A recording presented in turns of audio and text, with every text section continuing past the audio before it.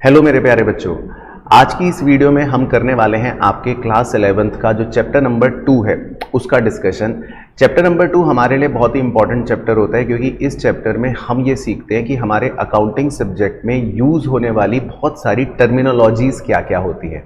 तो जैसे हमने चैप्टर 1 में पढ़ा था वो तो था इंट्रोडक्शन का, यानी कि अकाउंटिंग क्या है, उसका मतलब क्या है, उसका प्रोसेस क्या है, उसमें ब्रांचेस क्या हैं, उसके टाइप्स क्या है और साथ ही साथ उसके ऑब्जेक्टिव, एडवांटेज, लिमिटेशन, है ना।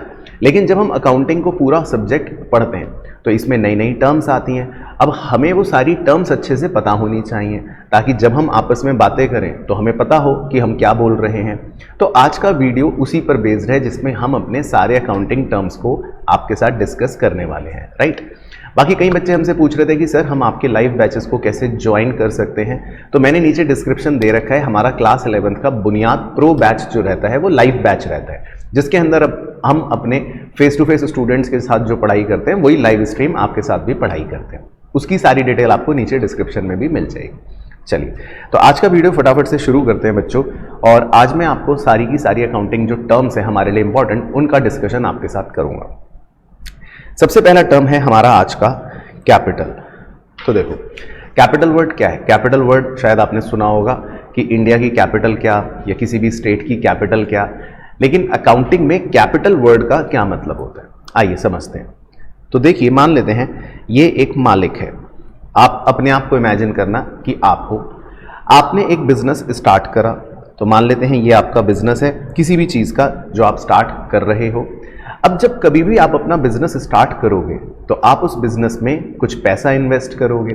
तो फॉर एग्जांपल आपने इस बिजनेस में 1 लाख रुपए इन्वेस्ट कर दिए, है ना। तो आपने इस बिजनेस में 1 लाख रुपए क्या कर दिए, इन्वेस्ट कर दिए। तो जब भी बिजनेस में एक मालिक कुछ इन्वेस्ट करता है, अब वो पैसे के फॉर्म में हो चाहे सामान के फॉर्म में हो, ये बात आपको याद रखनी है, चाहे मनी के फॉर्म में हो या एसेट के, मतलब कि कुछ सामान समझ लो, सामान के फॉर्म में हो, तो हम उसकी मॉनेटरी वैल्यू को बोलते हैं कैपिटल। तो ये जो पहला टर्म है कैपिटल, इसका मतलब ये है कि ये एक ऐसा अमाउंट है जो प्रोप्राइटर का मतलब होता है मालिक, ओनर, बिजनेस में क्या करता है, इन्वेस्ट करता है।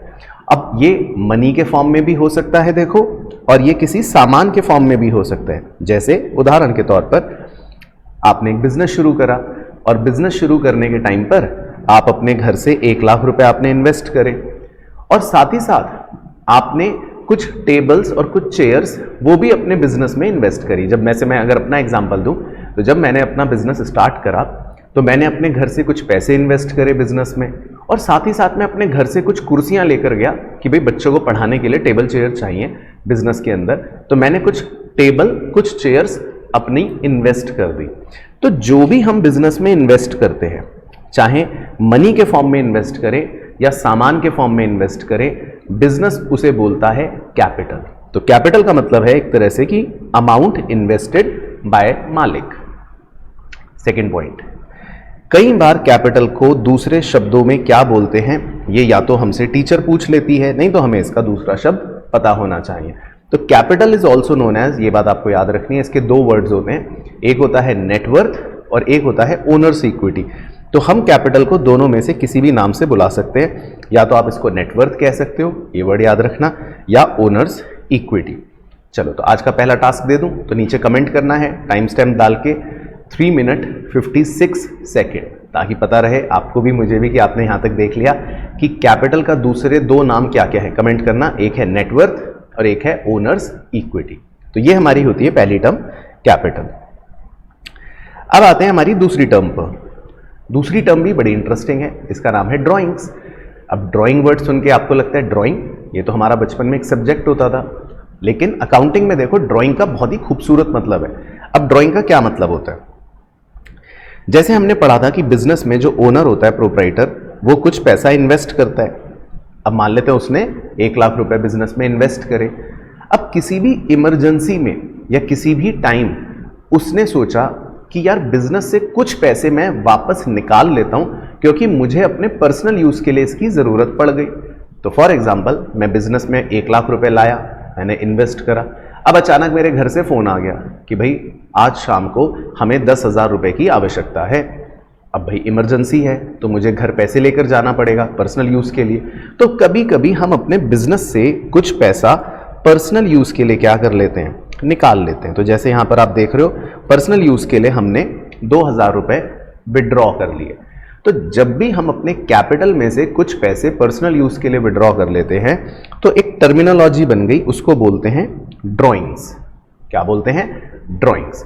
अब ड्रॉइंग्स में भी अगेन सेम बात इंपॉर्टेंट है कि ड्रॉइंग्स जो होती है वो मनी के फॉर्म में भी हो सकती है और वो सामान के फॉर्म में भी हो सकती है, मतलब किसी भी फॉर्म में हो सकती है। मैं पैसा भी पर्सनल यूज़ के लिए लेके जा सकता हूँ, या मैं जो अपनी वो टेबल चेयर लाया था वो मैं सामान भी अपने पर्सनल यूज़ के लिए वापस लेकर जा सकता हूँ। तो आपको सिंपल सा कीवर्ड याद रखना है, पर्सनल यूज़। तो जब भी मालिक अपने पर्सनल यूज़ के लिए अपनी कैपिटल में से कुछ पैसा या कुछ सामान वापस ले जाता है तो उसको हम बोलते हैं ड्रॉइंग्स। ये वर्ड याद रखना है। और ड्रॉइंग्स क्या करता है, वो हमारी कैपिटल को कम कर देता है। तो जैसे अगर मेरी कैपिटल पहले 1 लाख थी बिजनेस के अंदर और मैंने 2000 रुपये उसमें से विड्रॉ कर लिए, मैं घर ले गया, तो अब कितने रुपए बचेंगे? सिर्फ 98,000। तो हमें याद रखना है कि ड्रॉइंग्स हमेशा कैपिटल को क्या करता है? कम कर देता है। तो देखो पहली 2 टर्म्स बिल्कुल अच्छे से याद होनी चाहिए कि कैपिटल क्या और ड्रॉइंग्स क्या, ये दोनों टर्म्स इंपॉर्टेंट होती हैं। उसके बाद जो हमारी थर्ड टर्मिनोलॉजी है वो है बिजनेस ट्रांजैक्शन। अब ये ट्रांजैक्शन वर्ड हमने सुना तो था चैप्टर 1 में भी कि भाई अकाउंटिंग का स्टेप 1 क्या है? आइडेंटिफिकेशन ऑफ बिजनेस वाली ट्रांजैक्शंस। लेकिन ट्रांजैक्शन का असली मीनिंग क्या है? तो देखो ट्रांजैक्शन का मीनिंग बहुत ही सिंपल होता है। ट्रांजैक्शन का मीनिंग है कि ये कोई भी ऐसी बिजनेस से रिलेटेड चीज है जिसको आप अपनी बुक्स में क्या करते हो? रिकॉर्ड करते हो। तो बिजनेस में होने वाली कोई भी घटना कह सकते हो या कोई भी एक्टिविटी जिसको हम रिकॉर्ड कर रहे हैं उसी को हम ट्रांजैक्शन कहते हैं। अब इसमें 2 नजरिए होते हैं। कभी कभी कुछ ट्रांजैक्शंस को हम इंटरनल ट्रांजैक्शन बोल देते हैं और कभी कभी कुछ ट्रांजैक्शंस को हम एक्सटर्नल ट्रांजैक्शन बोल देते हैं। तो मतलब ट्रांजैक्शन इंटरनल भी हो सकती है, एक्सटर्नल भी हो सकती है। दोनों में फर्क क्या होता है? इंटरनल का मतलब होता है कि हमारे बिजनेस के अंदर अंदर कोई ट्रांजैक्शन हो गई जिसमें किसी भी बाहर वाले का, आउटसाइडर का कोई इन्वॉल्वमेंट नहीं है। जैसे हम बाद में पढ़ेंगे इसका एग्जाम्पल डेप्रीसिएशन। डेप्रीसिएशन में हम पढ़ेंगे कि हमारे पास कोई मशीन होती है और हम उस मशीन को यूज करते हैं और उसको यूज करते करते करते करते उसकी वैल्यू कम हो जाती है, वो घिस जाता है। जैसे आप एक मोबाइल फोन खरीदते हो, अब मोबाइल फोन दिन भर यूज करते रहते हो तो उसकी वैल्यू कम हो जाती है ना, वो थोड़ा सा घिस जाता है। तो ये एक इंटरनल ट्रांजैक्शन है, इसमें किसी आउटसाइडर का कोई लेना देना नहीं है। लेकिन एक्सटर्नल ट्रांजैक्शन कौन सी हो गई? आपने किसी आउटसाइडर से पैसा ले लिया, आपने किसी आउटसाइडर को पैसे दे दिए, आपने किसी को सामान ले लिया या किसी से सामान बेच दिया। तो मतलब जिसमें भी आउटसाइडर इन्वॉल्व हो गया उस ट्रांजैक्शन को कह देते हैं एक्सटर्नल ट्रांजैक्शन। तो ट्रांजैक्शन के 2 नजरिए हैं, इंटरनल और एक्सटर्नल।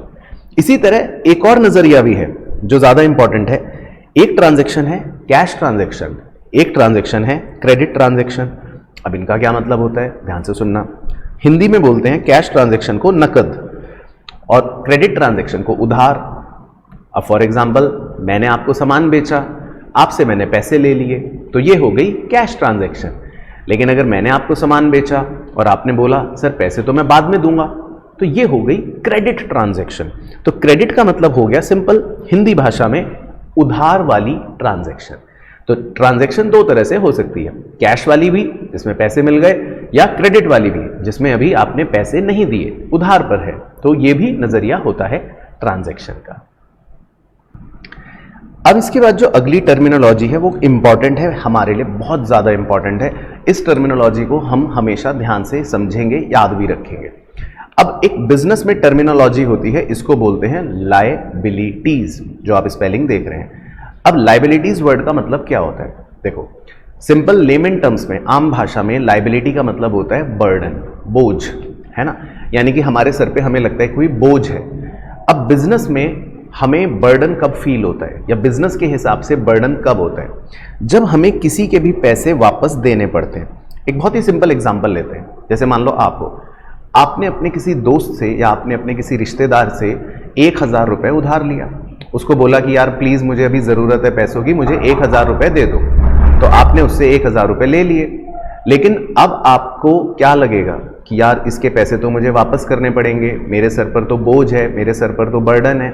तो इस तरह की फीलिंग या इस तरह की चीज को हम लायबिलिटी बोलते हैं। तो लायबिलिटी बेसिकली क्या होती है बिजनेस में, जो हमें किसी को वापस करना पड़ता है, जो हमें रीपे करना पड़ता है, उसको हम बोलते हैं लायबिलिटी। लेकिन बिजनेस में लायबिलिटी को दो अलग अलग नजरियों से देखा जाता है। क्या? पहला, अगर हमें किसी आउटसाइडर को रीपे करना है तो हम उसको बोलते हैं एक्सटर्नल लायबिलिटी।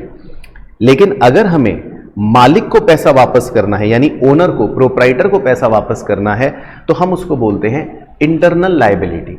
तो ये बात बहुत इंपॉर्टेंट याद रखनी है कि लायबिलिटी के दो एस्पेक्ट्स होते हैं, एक को बोलना है इंटरनल लायबिलिटी और एक को बोलना है एक्सटर्नल लायबिलिटी। और इनका मीनिंग क्या है? अगर किसी आउटसाइडर को पे करना है तो होगा एक्सटर्नल लायबिलिटी, और किसी ओनर को, मालिक को वापस आपको पे करना है तो इसका मतलब होता है इंटरनल लायबिलिटी। अब मालिक वाली कौन सी थी वो याद रख सकते हो, जो हमने टर्म 1 पढ़ी थी, यानी कि कैपिटल।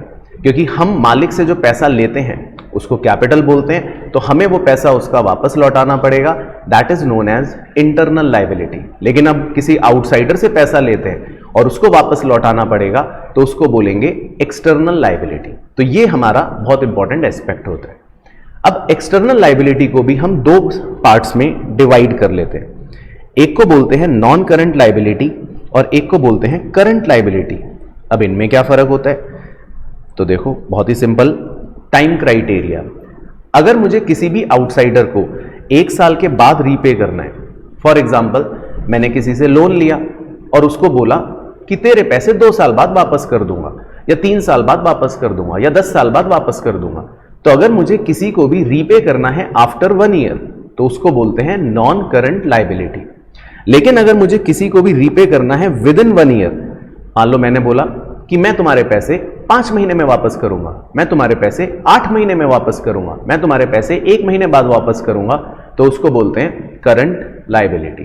तो ये हमारा क्राइटेरिया होता है कि एक्सटर्नल लायबिलिटीज जो है उनको नॉन करंट भी बोल सकते हैं, उनको करंट भी बोल सकते हैं। और वो कैसे पता चलेगा? टाइम पीरियड के हिसाब से। तो अगर 1 साल के बाद रीपे करना है, 1 साल या 1 साल के बाद रीपे करना है तो नॉन करंट लायबिलिटी, और 1 साल के अंदर ही रीपे करना है तो करंट लायबिलिटी। ये हमारा डिस्टिंग्विशिंग फैक्टर होता है। इसके बाद आती है अगली टर्म। ये बहुत ही छोटी सी टर्मिनोलॉजी है लेकिन बड़ी ही इंपॉर्टेंट टर्मिनोलॉजी होती है, आप अपने जीवन में पहली बार सुनते हो। इस वर्ड को बोलते हैं क्रेडिटर। जो आप देख रहे हो बॉक्स के अंदर, ये एक व्यक्ति होता है, एक इंसान होता है। तो हमने एक फनी एग्जांपल यहां पर बना रखा है आपके लिए। तो मान लेते हैं हम क्या करते हैं, हम रणवीर सिंह से, है ना, रणवीर सिंह आपको पता है कौन है, रणवीर सिंह से मान लेते हैं हमने कुछ गुड्स, सामान खरीदा, लेकिन हमने उसको बोला कि यार रणवीर भाई, हम तेरे पैसे 50,000 रुपए जो है वो तुझे बाद में देंगे, 2 महीने बाद देंगे या 3 महीने बाद देंगे, फॉर एग्जाम्पल। अब रणवीर सिंह क्या बोलेगा? ठीक है, मेरे पैसे तुम 2 महीने बाद दे देना। तो अगले 2 महीने तक हम रणवीर सिंह को अब रणवीर सिंह नहीं बुलाएंगे, इस आदमी का नाम बन गया, इस आदमी को बोलते हैं बिजनेस की भाषा में क्रेडिटर। तो क्रेडिटर एक ऐसा व्यक्ति होता है जिससे आप गुड्स खरीदते हो, लेकिन उधार पर गुड्स खरीदते हो। तो हमने रणवीर सिंह से गुड्स खरीदे 50,000 के, लेकिन अभी उसको पैसे नहीं दिए। हमने उसको बोला तेरे पैसे 2 महीने के बाद देंगे। तो ऐसे आदमी को क्रेडिटर बोला जाता है। तो जब भी हम क्रेडिटर वर्ड सुनेंगे तो आपको याद रखना है क्रेडिटर का मतलब क्या? एक ऐसा आदमी जिससे आपने सामान खरीदा है, गुड्स खरीदे हैं उधार पर।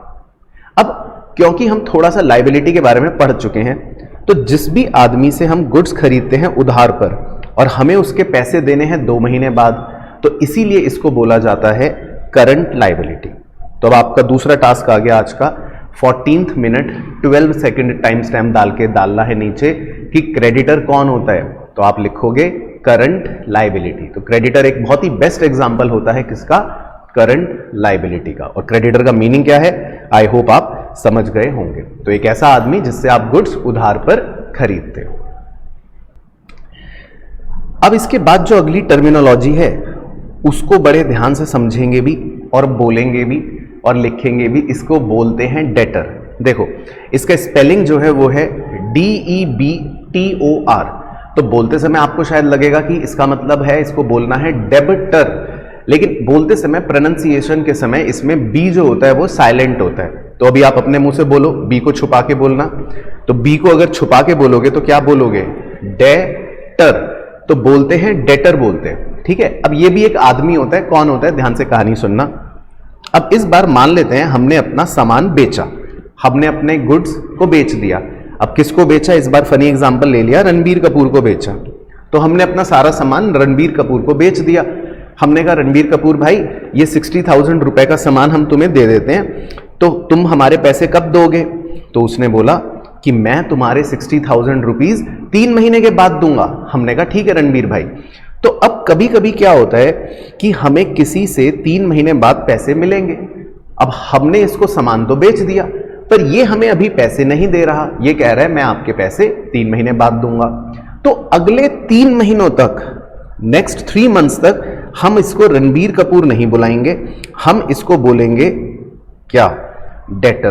तो डेटर जो होता है वो एक आदमी होता है जिसको हम क्या करते हैं? गुड्स उधार पर सेल करते हैं। तो जब भी आप अकाउंटिंग में टर्मिनोलॉजी सुनो ना डेटर, तो अपने मन में एक आदमी बना लेना है। अच्छा डेटर बोल रहे हैं, अच्छा मतलब ये एक आदमी है, और ये आदमी कौन है ऐसा सोचना। हमने इसको गुड्स उधार पर बेचे, तो डेटर का मतलब है एक ऐसा आदमी जिसको गुड्स उधार पर बेचे। चलो आओ एक रिकैप करें। मुझे पता है आप भूल गए होंगे अब तक तो। नहीं सर नहीं भूले। अरे भूल गए हो, 6 टर्म्स हो गई। देखो कौन कौन सी थी। पहली थी कैपिटल, जल्दी से क्विक रिकैप। कैपिटल क्या है? मालिक ने बिजनेस में पैसा इन्वेस्ट करा, बस इतना याद रखो। नंबर 2 क्या है? उसी पैसे में से मालिक पर्सनल यूज के लिए कुछ वापस ले गया, तो ड्राइंग हो गई, है ना। नंबर 3 क्या है? बिजनेस में कुछ भी हो रहा है जो हम रिकॉर्ड कर रहे हैं वो है ट्रांजैक्शन। और वो ट्रांजैक्शन के 2 नजरिए क्या हैं? Internal, external. इंटरनल मतलब अंदर अंदर कुछ हो रहा है, बाहर वाला इन्वॉल्व नहीं है, और एक्सटर्नल मतलब बाहर वाला इन्वॉल्व है। दूसरा नजरिया क्या है? कैश ट्रांजैक्शन या क्रेडिट ट्रांजैक्शन। कैश का मतलब है पैसे आज ही मिल गए, क्रेडिट मतलब उधार वाली ट्रांजैक्शन। तो 3 टर्म हो गई। चौथी टर्म सबसे इंपॉर्टेंट क्या थी? लायबिलिटी। लायबिलिटी मतलब हमारे सर पे बर्डन है, हमें यानी बिजनेस को किसका पैसा वापस करना है? या तो मालिक का पैसा वापस करना है या किसी आउटसाइडर का पैसा वापस करना है। मालिक का पैसा वापस करेंगे तो बोलेंगे इंटरनल लायबिलिटी, आउटसाइडर का पैसा वापस करेंगे तो बोलेंगे एक्सटर्नल लायबिलिटी। फिर उस एक्सटर्नल लायबिलिटी में भी 2 पार्ट्स हैं। अगर 1 साल के बाद रीपे करेंगे तो नॉन करंट लायबिलिटी, 1 साल के अंदर ही रीपे कर देंगे तो करंट लायबिलिटी, है ना। बस देखो कीवर्ड याद रखने। फिर 2 आदमी आपको सिखाए। पहला आदमी कौन? क्रेडिटर। ये कौन होता है? मन में इमेजिन करो क्रेडिटर। अच्छा हाँ रणबीर सिंह था। हमने क्या करा था? जिससे हम गुड्स उधार पर परचेज करते हैं, तो जिस आदमी से हम पैसे मतलब जिससे गुड्स हम परचेज करते हैं उधार पर, हमें उसके पैसे वापस लौटाने होंगे, उस आदमी को बोलते हैं क्रेडिटर। और डेटर कौन होता है? एक ऐसा आदमी जिससे हमने गुड्स उधार पर सेल कराए, यानी कि हमें उससे पैसे अब रिसीव होंगे, तो उसको बोलते हैं डेटर। ठीक है, 6 टर्म्स देखो अच्छे से क्लियर हो गई ना। अब आपको 7th पे लेकर चलता हूं, जो हमारी आज की दी मोस्ट इंपॉर्टेंट टर्मिनोलॉजी है, जिसके बिना हमारी अकाउंटिंग ही अधूरी है। क्या है इस टर्मिनोलॉजी का नाम? एसेट्स। एसेट्स वर्ड बहुत बड़ा वर्ड है, हमारी पूरी अकाउंटिंग का एक तरह से सबसे बड़ा पिलर है। सर क्या होते हैं एसेट्स? तो देखो इसके 3 कीवर्ड्स हैं, फ्यूचर, इकोनॉमिक, बेनिफिट। इन तीनों शब्दों को हिंदी में तोड़ते हैं। फ्यूचर मतलब भविष्य में, इकोनॉमिक मतलब आर्थिक, बेनिफिट मतलब फायदा। तो एसेट्स का मतलब होता है हमारे बिजनेस में जितने भी रिसोर्सेज हमारे पास हैं, जितनी भी चीजें हम कंट्रोल करते हैं, जिनसे हमें फ्यूचर में पैसे के रूप में फायदा होने वाला है, उन सबको हम एसेट्स बोलते हैं। जैसे मैं आपको भी एग्जांपल दूं, तो यहां पर एक कैमरा लगा हुआ है ना, यहां पर मेरे पास एक लैपटॉप रखा हुआ है जिस पर मैं लिख रहा हूं, यहां पर एक हमारे लाइट लगी हुई है, यहां पर बहुत सारा एसी लगा हुआ है, फर्नीचर रखा हुआ है। अब ये सब चीजें मुझे पता है यार, ये सब चीजें मेरे लिए बहुत जरूरी हैं, क्योंकि इनकी मदद से मैं भविष्य में प्रॉफिट कमा सकता हूं, इनकी मदद से भविष्य में मुझे फायदा होगा। तो जितनी भी चीजें बिजनेस में ऐसी होती हैं जिनसे फ्यूचर में हमें इकोनॉमिक बेनिफिट मिलने वाला है, उन्हें हम बोल देते हैं एसेट्स बोल देते हैं, है ना। ये सिंपल डेफिनेशन है एसेट्स की। लेकिन इनको जनरली 3 तरह से क्लासिफाई करते हैं। एक होते हैं नॉन करंट एसेट, एक होते हैं करंट एसेट। पहले हम इन दोनों को फोकस करते हैं, क्योंकि तीसरे वाले जो है वो बाद में समझाऊंगा क्या होता है। अब नॉन करंट एसेट और करंट एसेट में क्या फर्क होता है? तो देखो, नॉन करंट एसेट और करंट एसेट में जो फर्क है वो है नजरिए का, एस्पेक्ट का, आपकी सोच का। सर कैसे? बिजनेस में कुछ चीजें हम रखते हैं जिनका उद्देश्य हमारा बेचने का नहीं होता, है ना, जिनका उद्देश्य बेचने का नहीं होता, मैं उनको बेचना नहीं चाहता, और जो मेरे बिजनेस में सालों साल तक रहेंगे। जैसे ये एसी लगा हुआ है पिछले 5 साल से, प्रोजेक्टर लगा हुआ है मेरे पास पिछले 7 साल से। तो बिजनेस में कुछ चीजें ऐसी होती हैं जो हम बेचने के लिए नहीं रखते और जो हम 12 महीने से ज्यादा के लिए रखते हैं, उन्हें बोल देते हैं नॉन करंट एसेट्स। लेकिन कुछ एसेट्स ऐसे होते हैं जिनका पर्पस ही बेचने के लिए होता है। जैसे मैकडॉनल्ड्स का एग्जांपल सोचो आप, है ना, मैकडॉनल्ड्स बर्गर बेचता है, उनके पास इतने सारे बर्गर रखे होते हैं। अब वो बर्गर किस लिए रखे हुए हैं? बेचने के लिए रखे हुए हैं। तो जब कोई भी चीज बेचने के लिए रखी हुई है या जिसको हम बड़ी आसानी से बेचकर कैश में कन्वर्ट कर सकते हैं, मतलब जिसके बदले में हमको आसानी से पैसा मिल जाएगा, उन एसेट्स को करंट एसेट्स कह देते हैं, है ना। और ये बड़ी आसानी से 12 महीने के अंदर, मतलब 1 साल के अंदर ही ये हमारे कैश में कन्वर्ट हो जाते हैं, तो इनको बोल देते हैं करंट एसेट। तो हमें एसेट्स में हमेशा ही अच्छे से पता होना चाहिए कि नॉन करंट एसेट क्या है और करंट एसेट क्या है। अच्छा, अब नॉन करंट एसेट्स के भी 2 बाइफर्केशन कर रखे हैं। एक वो होते हैं जिनको आप देख सकते हो, अपने आंखों से देख सकते हो, जिनको छू भी सकते हो, उनको बोलते हैं टेंजिबल एसेट। जैसे एसी, टेबल, चेयर, इनकी फिजिकल एग्जिस्टेंस होती है। लेकिन आपको पता है बिजनेस में कुछ एसेट्स ऐसे भी होते हैं जिनको आप देख नहीं सकते, जिनको आप छू नहीं सकते। जैसे कि किसी भी बिजनेस की एक ब्रांड वैल्यू होती है, या अगर मैं मैकडॉनल्ड की बात करूं या किसी पेप्सी कंपनी की बात करूं, उनके पास ऐसे ऐसे फॉर्मूले होते हैं जिनकी मदद से वो फ्यूचर में बहुत पैसा कमाएंगे, लेकिन वो फॉर्मूला आप छू नहीं सकते। जैसे पेप्सी कंपनी, उनकी कोल्ड ड्रिंक बनाने का एक फॉर्मूला है, वो फॉर्मूला उनके लिए बहुत करोड़ों रुपए की चीज है, लेकिन वो फॉर्मूला आप छू तो सकते नहीं, देख तो सकते नहीं। तो ऐसे चीजों को, ऐसे एसेट्स को इनटेंजिबल एसेट्स कह देते हैं। तो देखो एसेट्स की क्लासिफिकेशन कितनी खूबसूरत है। तो सबसे पहले दोबारा से रिवाइज करो, जो एसेट्स बेचने के लिए नहीं है और लंबे समय तक चलेगा वो है नॉन करंट एसेट, और जो एसेट 1 साल के अंदर अंदर ही या तो बेच दोगे या कैश में कन्वर्ट हो जाएगा बड़ी आसानी से, वो है करंट एसेट। और जो लंबे समय तक एसेट्स चलते हैं उनमें भी 2 क्लासिफिकेशन है। जिनको आप देख सकते हो उनको क्या बोल देते हैं? Tangible asset. और जिनको देख नहीं सकते उनको क्या बोल देते हैं? Intangible asset. क्लियर हो गया? अब थर्ड वाला जो क्लासिफिकेशन है एसेट का, वो सुन सुन के आप लोटपोट हो जाओगे, आपकी हंसी नहीं रुकेगी, लेकिन वो हम पढ़ तो लेते ही हैं। वो क्या होते हैं? इनका नाम ही है फिक्टिशियस एसेट। तो देखो फिक्टिशियस वर्ड का मतलब ही क्या होता है? फिक्शन, इमेजिनरी, काल्पनिक, काल्पनिक एसेट। हाँ, काल्पनिक एसेट। अब इनकी गहराई हम अभी आपको क्लास 11th में नहीं बता सकते क्योंकि अभी आप थोड़े से छोटे हो, लेकिन सोचो काल्पनिक एसेट्स भी कुछ होते हैं। हाँ होते हैं, जिनको बोला जाता है अकाउंटिंग में फिक्टिशियस एसेट। अब सिंपल एक एग्जांपल से समझाने की कोशिश करता हूं कि ये होते क्या है। एक्चुअल में ये हमारे कुछ नुकसान होते हैं, लॉस होते हैं। जैसे फॉर एग्जाम्पल एक उदाहरण लेते हैं, मान लेते हैं मैंने एक बहुत बड़ा फॉर एग्जाम्पल कोई एडवर्टाइजमेंट करवाया, ठीक है, और मैंने 20 लाख रुपए किसी एक्टर को दिए। मैंने कहा यार आप हमारे प्रोडक्ट का ना एडवर्टाइजमेंट कर दो, तो उसने हमसे 20 लाख रुपए ले लिए। अब हम क्या करते हैं, हम इस 20 लाख रुपए को थोड़ा सा पोस्टपोन कर देते हैं। पोस्टपोन का मतलब ये होता है कि जैसे मान लो किसी ने आपसे 20 रुपए लिए आज फॉर एग्जाम्पल, तो आपकी जेब से कितने रुपए गए? 20 रुपए। लेकिन आप घर आके मम्मी को बता रहे हो कि मम्मी मेरे दोस्त ने ना बस 4 रुपए लिए। झूठ बोल रहे हो, 4 रुपए लिए। अगले दिन फिर कहोगे मम्मी आज उसने फिर से 4 रुपए ले लिए। अगले दिन फिर कहोगे मम्मी आज उसने फिर से 4 रुपए ले लिए। अगले दिन फिर उनसे कहोगे मम्मी 4 रुपए ले लिए। तो आप 5 दिनों तक रोज मम्मी से ये कह रहे हो कि मेरे दोस्त ने 4 रुपए ले लिए, 4 रुपए ले लिए, 4 रुपए ले लिए, 4 रुपए ले लिए, 4 रुपए ले लिए। झूठ बोल रहे हो, जबकि उसने पहले दिन ही आपसे 20 रुपए ले लिए थे।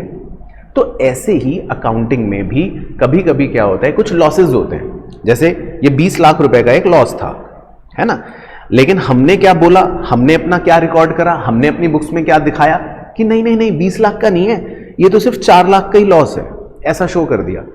तो बचे हुए 16 लाख कहां गए? बचे हुए 16 लाख का क्या हुआ? हम उनसे पूछते हैं अकाउंटिंग वालों से, भाई 16 लाख का क्या हुआ? तो वो अकाउंटिंग कहती है कि ये ना 16 लाख को आप एक काल्पनिक एसेट मान लो। काल्पनिक एसेट, फिक्टिशियस एसेट, इमेजिनरी।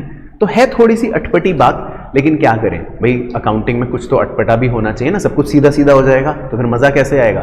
फिर तो साइंस वाले बच्चे भी सीख जाएंगे। तो कुछ तो अपने भी ट्रिकी पॉइंट्स होने चाहिए ना, ताकि हम भी मतलब ये प्रेजेंट कर सके भाई हमारे पास भी कुछ टेक्निकल बातें हैं, तो वही टेक्निकल पॉइंट है ये फिक्टिशियस एसेट का। तो आप इसकी डेफिनेशन लर्न कर लेना बस, जोक्स अपार्ट, कि भाई 1 नंबर में अगर टीचर पूछती है फिक्टिशियस एसेट क्या है, तो आप ये 4-5 शब्द जरूर लिखना। ये मैं आपको आज का तीसरा टास्क दे रहा हूं, बस 3 ही टास्क दूंगा इस वीडियो में क्योंकि हमें आज यही टर्म्स पढ़ने थे। तो आखिरी तीसरा टास्क ये है, 25 मिनट 12 सेकेंड टाइम स्टैम्प डाल के नीचे लिखना फिक्टिशियस एसेट की डेफिनेशन, याद हो जाएगी इसी बहाने। देखो क्या है word, these R losses not return of, बस। तो ये क्या है, लॉसेस होते हैं, नॉट रिटर्न ऑफ का मतलब है कि हमने अभी इनको रिकॉर्ड नहीं कर रखा, हमने इनको शो नहीं कर रखा।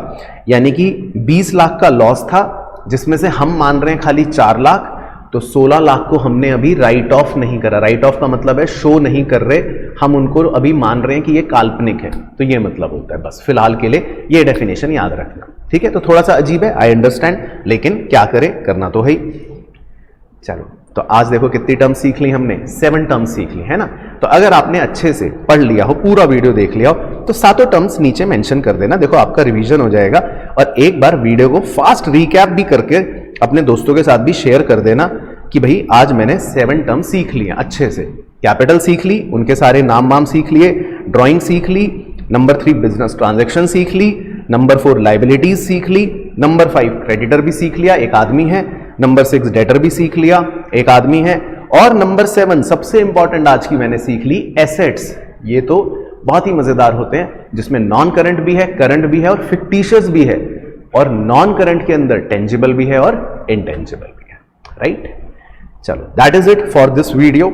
आई होप आपने अच्छे से समझा होगा, पढ़ा होगा, और यहां आपके वीडियो आ रही है जिसमें सारी डिटेल्स है। अगर आप हमारा बैच ज्वाइन करना चाहते हैं तो अभी एडमिशंस स्टार्ट हुए हैं और हम अपने लाइव बैच में पढ़ रहे हैं। डेमो सेशंस भी हैं, इकोनॉमिक्स का भी है, बीएसटी का भी है, अकाउंट्स भी है, मैथ्स भी है, अप्लाइड मैथ्स भी है, सारे सब्जेक्ट्स अवेलेबल हैं, आप चेकआउट कर सकते हैं। बाकी मुलाकात करूंगा नेक्स्ट वीडियो में, तब तक अपना ध्यान रखना है, मस्त रहना है और स्वस्थ रहना है और चैनल से जुड़ कर रहना है, राइट। All the best.